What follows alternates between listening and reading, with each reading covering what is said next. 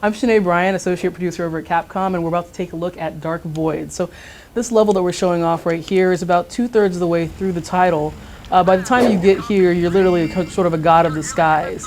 And so we're kind of going to throw a whole lot of stuff at you. So what you can kind of see is the fiction behind this level is you see the Ark, which is the sort of like humanity's escape craft, crafted by Nikola Tesla. And the Watchers, who are basically your bad guys in the game, just located it and are attempting to take it out.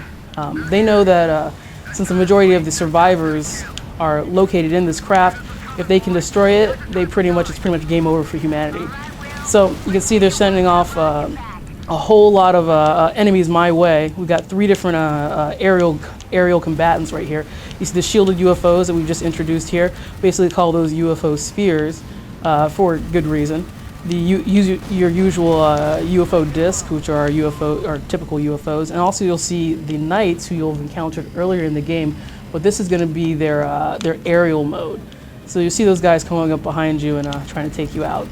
So for those of you who are not familiar with Dark Void, let me give you the background for it. So the main character right here is named William Augustus Gray, and he's sort of what we call an everyman, sort of like a down-on-his-luck cargo pilot who winds up flying a mission through the Bermuda Triangle and crash landing and winding up in the void. So once he's in the void, he runs into other survivors, other humans who have wound up getting sucked in as well. That includes Nikola Tesla. And Nikola Tesla, as leader of the survivors, or at least one of the key members of the survivor force, builds your jetpack, builds your guns, builds all the really kind of cool gear and awesome stuff that you find in the game, and you go on to kind of become a jetpack hero. So we're releasing the game on PS3, 360, and PC. Ship date is January 12, 2010. I hope you guys will come out and get it, and it's an awesome game. So anyhow, you guys can see I'm taking out some of these UFOs. We come in behind some of these guys.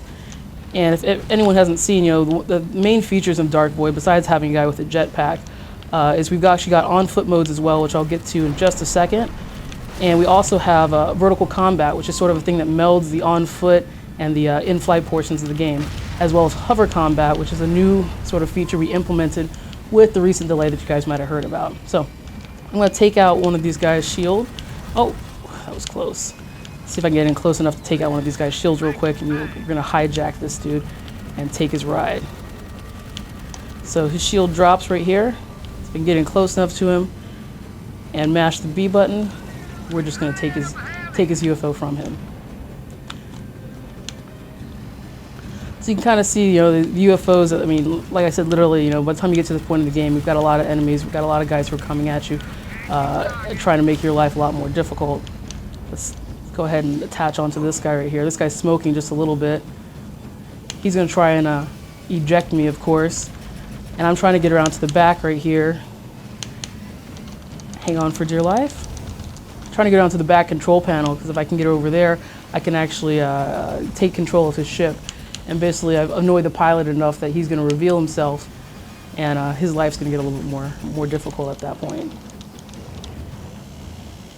So one of the kind of key features, besides the jetpack, the things that we've been talking about with the game, basically we've been trying to make sure that people actually use the jetpack and the hover pack the way that you would use it in real life. So imagine you actually had a jetpack, imagine you actually had a hover pack in real life, as possibly unlikely as that is. You would use it for everyday travel. If I need to go down the hallway to deliver a message to somebody, I'm going to use my jetpack, because why not? If I need to, get to work a little bit faster because I woke up late, I'm going to use my jetpack. So you guys see right there, I just went ahead and hijacked this UFO. I've got guys who are behind me. My UFO is actually smoking right now. And the UFO, the difference between flying it and flying Will is I've got actually 2 weapons on it. The regular sort of like UFO blasters, in addition a secondary weapon that's got sort of like limited homing capabilities on it. So you guys can see this one's actually pretty damaged. So I'm going to ditch this and go back to being a guy with a jetpack. So you guys can kind of see like the seamless transition between flying different vehicles, being a guy with a jetpack, that sort of thing. So I mean, that's one of the main tenets of Dark Void, is sort of seamless transition between modes. We already knew that we were kind of combining a lot of really sort of unique gameplay features in creating Dark Void. And the whole purpose of it is making it feel like, we don't want it to feel like there's playing 3 different games or something like that. This is literally, going through gameplay testing it and making the game feel as cohesive and as awesome as it is. So for people who haven't seen the game since, say, last year, E3, what we showed off then was sort of, I like to say, as a proof of concept. Literally, it was sort of like, we've got this idea called vertical combat. Does it work? Do people understand it? Does it gel? And will people really kind of come to love it? And basically what we kind of got coming off of E3 was sort of a resounding yes. So we went back to the drawing board and a lot of things. We came in and really tried to kind of double down on the gameplay features and the kind of tenets that we've kind of set up. And that's what's come to what Dark Void is right now. So you guys can see I took out those on-foot guys, and I'm moving into the on-foot portion of the game. I took out these in-air guys and moved into the on-foot portion of the game. So I came in, strafed a lot of these guys, and you guys see I just moved from in-flight to on-foot, just like that. So new feature of the game that we've talked about recently is the hover feature right here. Previously, we did have a hover ability in the game, but it was always a gradual descent. What we did right here is actually allow you to gain altitude using the hover feature, and it really changes the way the gameplay works. So you can see I can come around behind these guys. If I can manage my hover, I can actually stay in air indefinitely and take out a lot of these enemies. So additionally, your enemies that you're fighting have lower accuracy, of course, when you're in the air. I mean, you're a tiny little guy. You're a lot harder to hit when you're hovering around. So it's really in players' best interest to use your hover mode, use your jetpack, use all the kind of cool gear that Nikola Tesla got for you so that you can actually take on the Watchers on their own turf and destroy them and win, essentially. So you can see, let me drop a Watcher mine. Let's see if I can actually do a better throw than that one. Take these guys out. And you'll actually, as you progress through the game, you'll see enemies that actually are using hover packs and jetpacks as much as you are. We want players to actually use this, like I mentioned, we don't want, you have the opportunity, you have the option of using the game and using the guns and gear like it was Gears of War or something. But this is not Gears. You can see that the gameplay that we actually feature is a lot faster paced. It's a lot more hectic. I like to say that it moves at 300 miles per hour just like your jetpack does. So we really want to encourage players to use the hover pack and the jetpack in all aspects of the gameplay.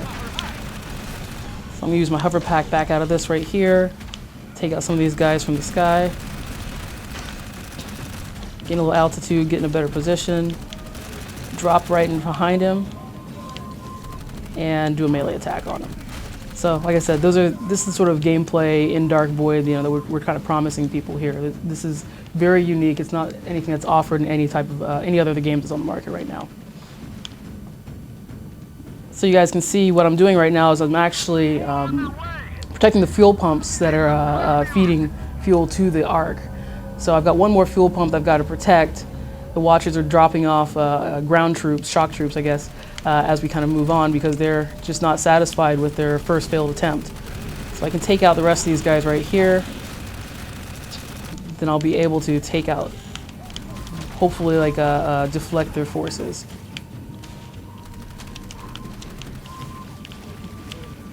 So you can also see, I'm not giving these guys a chance right now, but your enemies actually use hover packs, they use jetpacks, they use cover just as much as you do. And so, that's why, when I played at least, I use my jetpack and my hover pack gratuitously. I want to make sure I'm not giving those guys the upper hand or the high ground in this battle. I'm going to come in behind this guy, melee attack on him. Back off from him, come around to the side, and let's drop a grenade on some of these guys over in here. And let's go ahead and drill him while he's in that damage over time field. So you guys can see that's Dark Void, the hover feature, the 360 degrees of combat. I hope you guys will pick it up on January 12th.